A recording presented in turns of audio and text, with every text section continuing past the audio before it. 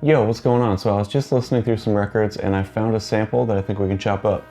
It's on this record right here by Bobby Lyle, New Warrior.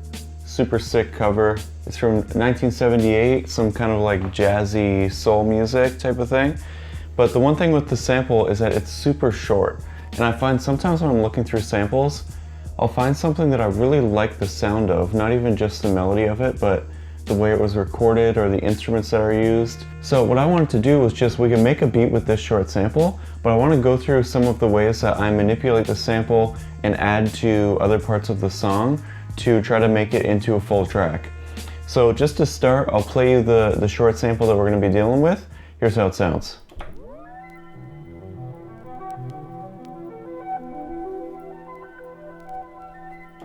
And that's it right there. I've already recorded the sample on the MPC, and here's how I chopped it up.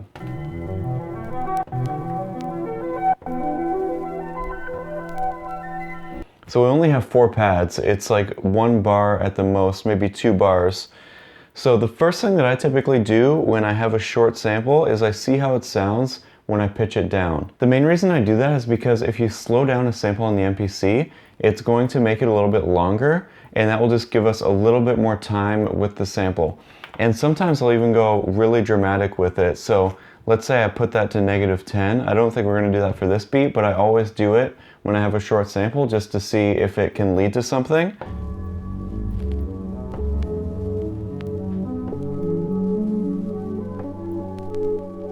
And you probably could do something with that, but I just find when you really pitch something down, sometimes you can get a really good moody feel out of it, and it will add new dimensions to the sample because you are getting such close attention to those details. So I'll put this at like -2 for the semi.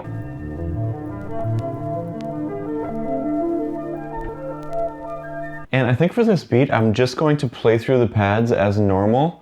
I'm not going to try to chop it up into any sort of patterns until we want to find some variations, but I think the main beat is just going to be pad 1, 2, 3, 4, playing those in sequence in time. So usually what I do to try to find the BPM of the beat is while I hit each pad, I press the tap tempo, and then that will give us the BPM of the beat, or at least a good estimation. So let's do it.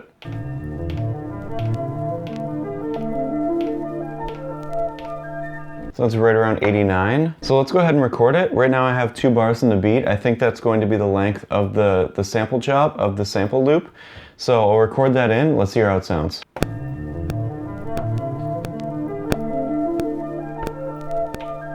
So now I have some drums loaded up already as well. Let's just play around with that a little bit and see what pattern we can add in just to go on top of this, this basic sample loop.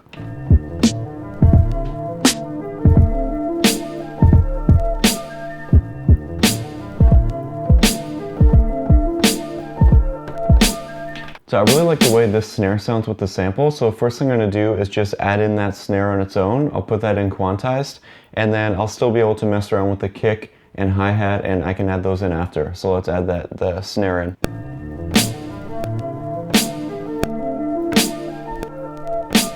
And I'm going to add a lot of kicks in here just because I want to make sure it keeps the beat really full, and I'm actually going to do that unquantized as well since we quantized the snare. So when I unquantize the kick, it'll just give it more of a live feel. So I'm going to turn off the time correct, and let's add in that kick.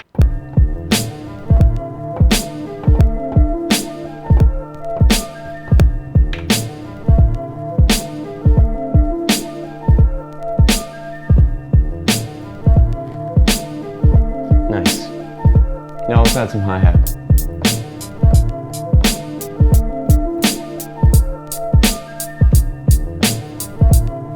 I'm going to lower that a little bit, pitch that down a little,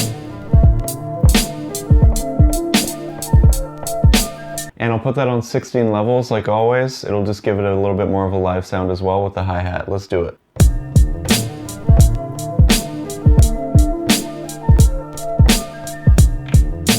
So now we have a 2-bar loop. It's literally just a sample and some drums. And what we can start to do now is really add in those ingredients to make this sound like a bit more of a full song. So one of the first ways you can do that is with your bass line.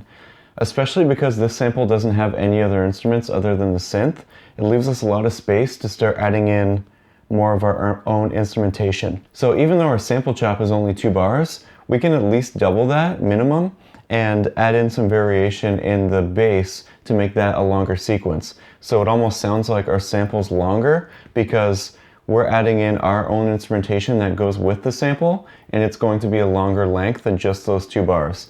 So I'm going to pull out a synth so that we can record the bass line. Let's do it.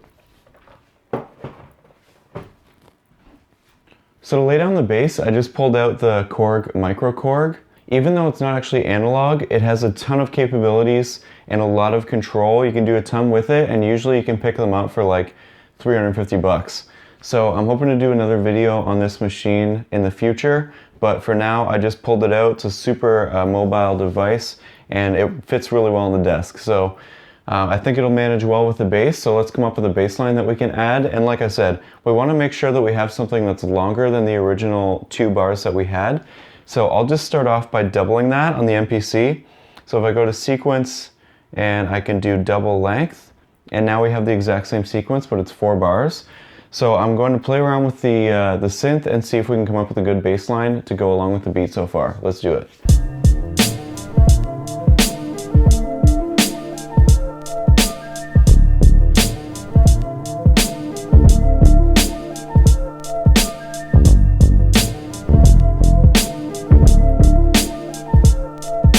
So now we have the main beat put together for this track. We have the sample, drums, and bass all recorded. And what we can do now, I'm going to assume that we can't make any other patterns with the sample. Sometimes literally you have your short sample and you can only create one pattern from it. So I'm going to stay true to that with this beat and just try to make other changes within the beat to just try to keep it interesting. Sometimes even just adding some drum mutes to your drums or some drum fills is a really good way to add some variation to your beat. And another way you can do that too is by finding different acapella raps and just pulling some samples from there and just kind of sprinkling those into the beat. And one of the easiest ways to do a drum mute, even if you don't want to do the mute manually, is literally just to go into your sequence and take out all the hi-hats. I'll show you what I mean by that. So right now I have the hi-hat right here. I'm literally just going to clear all of those. Cut. And now if I go from the first sequence to the second, first one having hi-hat, second one not, you'll hear that the one without hi-hat kind of drops everything down and it gives a little bit of a good build-up for when we bring it back in. I'll show you what I mean. So here it is with the hi-hat.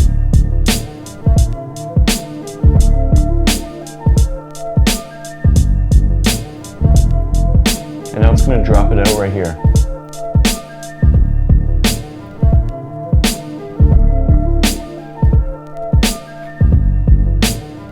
It's kind of a good breakdown. And then you hear when it comes back in, it still sounds pretty natural, and it's really easy just to take out those hi-hats. So if you're looking for something to try, that's a really easy first step. And now on sequence 3, I can, like I mentioned, grab some acapella rap samples and put that on top of the beat. So I found this sample that I already had saved on my MPC. I like that. And that's just from a Biggie Smalls acapella that I had. So I can pepper that into the beat. And even though it's not going to really be at the forefront, if your beat's like 2.5 minutes or 3 minutes long and you don't actually have someone rapping on it, it's good to just give it a little bit of variation and something for your ear to grab onto to say, oh yeah, there's something new. So I'll add that into sequence 3, and then if we were to sequence this beat, we could put that in every few bars just to have some variation. So let's add it in.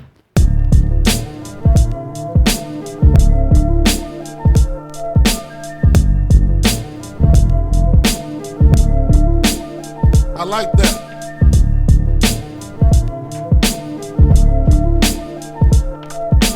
Okay, so now we can add an intro into this beat, and I think that's all we really need. One thing that you can do to try to avoid just playing the sample one pad at a time through, just like the whole beat was, you can do something that's just a little bit more variation. It's kind of like a Pharrell Williams intro where he would just kind of hit the first pad a few times. I'm going to do a version of that, but I'm going to play through the first 3 pads, and then I'm going to do sort of a glitchy ending, which will sound like this. And then it will drop in really well with the beat, I think. So I'll make that 3 bars, I'm guessing it's going to be, and then I'll record that in. Let's do it.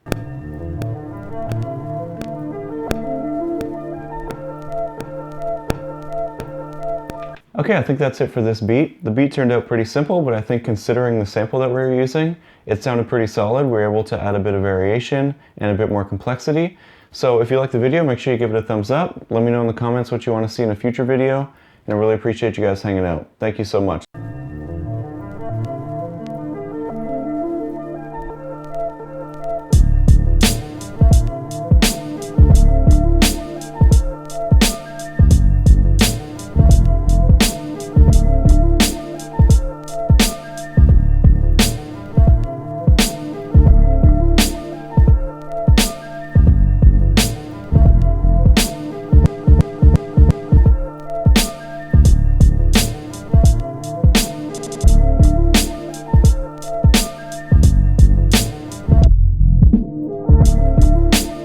I like that.